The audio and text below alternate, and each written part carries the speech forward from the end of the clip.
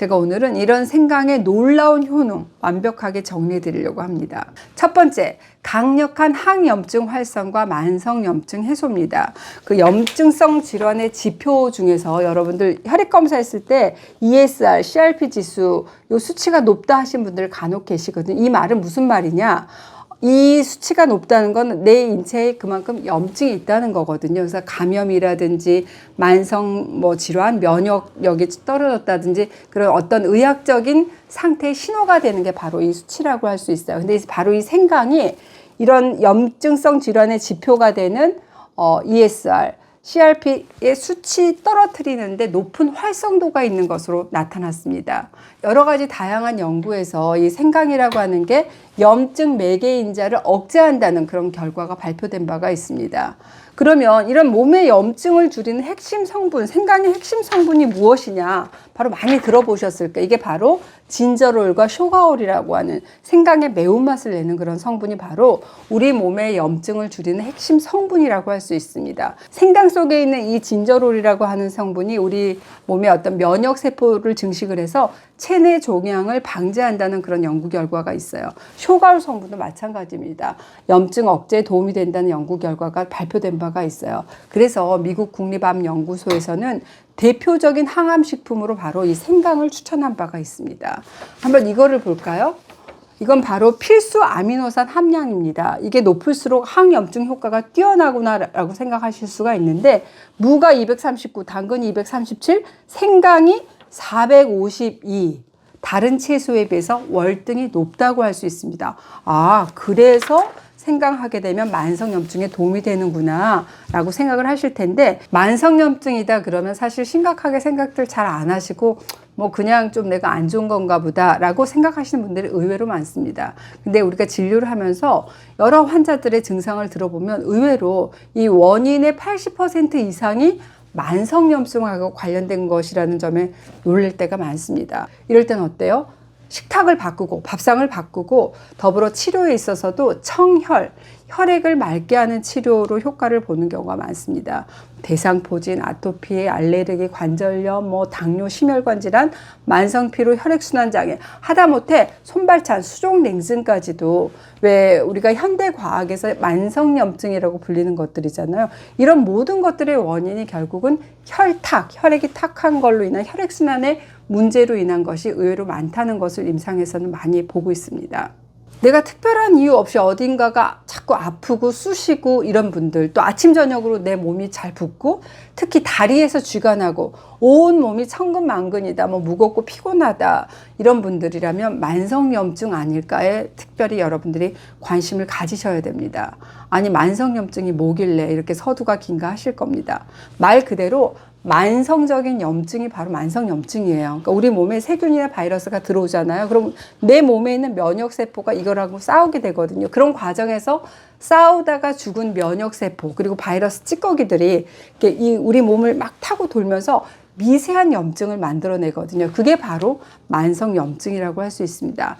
우리가 만성염증, 이 염증의 염자가 바로 어때요? 환자로 불화자가 2개, 염증이 불나는 거구나. 말 그대로 내 몸이 불에 활활 타고 있는 것이다 라고 생각하시면 좋아요. 그러니까 우리 몸에 있는 면역세포가 불 끄는 소방관 역할을 해야 되는데 불이 다 안 꺼지고 여기서 자꾸만 계속 타잖아요. 그럼 그게 결국 우리 몸의 면역 체계까지도 다 태워버린다는 말입니다. 생각을 해보면 소방관이 불 끌 땐 끄고 좀 쉴 땐 쉬어줘야 되는데 면역세포가 오히려 나를 계속 공격하는 자가면역 질환을 유발하게 되는 겁니다. 우리가 알고 있는 대상포진, 아토피, 류마티스 관절염 등등 흔히 왜 자가면역 질환이라고 하는 것들, 이런 것들은 만성염증이 원인이 되는 경우가 참 많습니다. 암도 그야말로 염증 덩어리라고 보시면 됩니다. 뱃살? 맞아요. 만성염증이 진행되고 있다는 증거일 수 있습니다. 더 정확히 얘기를 하면 복부에 쌓이는 내장 지방이 좀 더 정확하겠습니다. 내 몸에 내장 지방이 많아지게 되면 이 지방세포가 염증 물질이죠. 아디포카인이라고 하는 염증 물질을 분비해서 우리 몸 전체적으로 염증이 높아질 수밖에 없고 대사질환의 위험성도 그만큼 높아질 수밖에 없습니다. 그렇게 되면 어때요? 심혈관 질환, 뇌졸중, 암에 더욱더 취약해진 몸이 되죠. 이런 분들의 체형적인 특징을 보면 팔다리는 가늘고 배만 볼록 나온, 왜 거미형 체형이다 하시는 분들, 내 몸속에 시한폭탄 숨어 있다라고 생각하시고 부지런히 뱃살 빼셔야 됩니다. 이럴 때 바로 생강은 강력한 항염증 작용, 장내 세균을 복원하고 인슐린 저항성을 떨어뜨리기 때문에 뱃살 많으신 분들 많이 드시면 좋습니다. 두 번째, 위장입니다. 생강은 소화기 질환에 많이 응용되는 약이라고 할 수 있습니다. 소화불량, 위장운동 촉진에 대한 임상 연구가 많이 진행된 바가 있고, 배가 차다, 속이 냉하다 하시는 분들 배를 이렇게 복진하잖아요. 그럼 식적이라고 얘기해서 돌처럼 단단한 부분들이 만져주고, 그런 분들은 사실 조금만 건드리기만 해도 아파요, 너무 아파요 하시는 분들이 참 많습니다. 식적 체질이신 분들, 소화불량, 복부, 팽만감, 트림, 변비, 설사, 입냄새 이런 증상을 호소하는 경우가 많습니다. 만성적인 소화불량으로 인해서 트림이 너무 자주 나온다, 여기가 꽉 막혀 있다, 소화가 안 된다, 혀를 봤더니 백태가 많이 있다, 그렇다고 한다면 생강차 추천해 드립니다. 하지만 위궤양이 있으신 분들은 주의가 필요합니다. 드시게 되면 따가워요, 불나요, 세네, 뒤집어지네 하실 수 있고, 복통설사를 유발할 만큼 자극적일 수가 있으니까 이때는 적응을 위해서 양을 아주 적게 드시면서 4차로 양을 늘려가거나, 그래도 힘들다 그러면 드시지 않는 게 좋겠습니다.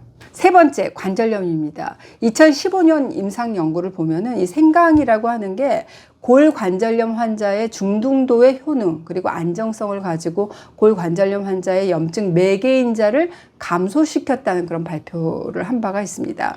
관절염에 대한 생강의 영향평가를 보면 워막지수라고 그러죠. 우리가 이거는 이제 관절 관련 지표거든요. 어떤 지표냐, 우리가 관절에 통증에 있다든지 관절이 뻣뻣하다, 일상생활에 수행이 어렵다, 이렇게 세 가지 항목의 어떤 기능 장애 정도를 점수한 관절 관련 지표라고 할 수 있습니다. 근데 이 생강이 워막 지수가 개선되는 결과가 있다라고 관찰된 바가 있습니다. 네 번째, 냉기를 없애는 명약입니다. 생강하게 되면 자연이 주는 천연 난로라고 하는 그런 별명이 있죠. 한의학적으로 통양, 양기를 통하는 성질이 강한 게 바로 생강이라고 할 수 있어요. 양기를 북돋아서 내 몸을 후끈후끈하게 만들어주는 효과가 있습니다. 생강을 먹었을 때 맵죠? 뱃속이 냉한 사람에게 생강이 좋습니다. 가벼운 감기 걸렸을 때도 생강차 마시고 땀 내면 증상이 확 풀어지잖아요. 각종 여성 질병이라고 하는 것은 냉기 때문에 유발되는 게 참 많습니다. 산후풍, 생리통, 자궁질환 여러 가지 뿐만 아니라 난 부어서 살돼요 이러신 분들, 수독이라고 제가 말씀드린 바가 있어요. 이 수독이라고 하는 것은 인체의 어떤 수분 조절이 제대로 되지 않게 되면 내가 마신 물이 오히려 나한테 독으로 작용하는 것이다 라는 설명 드렸습니다. 구체적인 건 H수독으로 검색하시면 제가 자세하게 했으니까 한번 참고하시고, 이런 분들 보면은 주로 하체가 붓고 상체보다 하체 쪽으로 좀 더 비만인 경우가 많아요. 물만 마셔도 살찐다 이런 말씀 많이 하시는데, 이런 분들에게도 생강은 도움이 됩니다.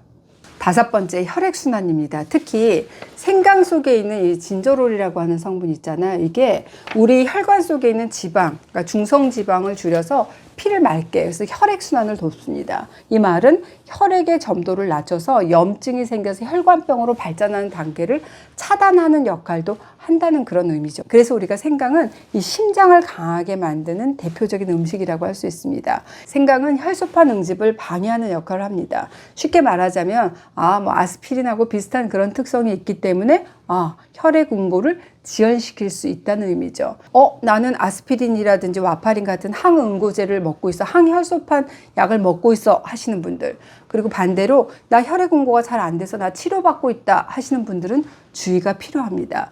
혈액 응고를 늦추는 약물과 함께 생강을 드시게 되면 출혈의 가능성이 높아질 수 있습니다. 대표적으로 혈액 응고를 낮추는 약물 알려드릴게요. 아스피린이라든지 이부프로펜, 헤파린, 와파린 이런 제제들이거든요. 이런 약을 내가 먹고 있다 하시는 분들은 생강을 장기간 복용하실 때는 반드시 정기적인 혈액 검사가 필요하고, 또 경우에 따라서는 약의 용량을 변경해야 될 경우가 있으니까 주치의하고 상의하시기 바랍니다. 오늘은 생강의 효능 알려드렸습니다. 만성염증, 그리고 위장에 좋고 관절염, 혈액순환, 냉기의 명약이라는 설명 드렸습니다. 정말 매력적인 식품이자 약초가 생강이라고 할 수 있어요. 1년 내내 이 생강은 아주 좋은 건강 효과를 줍니다만, 특히 이런 추워지는 겨울에는 우리가 생강하고 친하게 하는 게 건강해지는 비결이라고 할 수 있습니다. 오늘도 좋은 하루 되세요.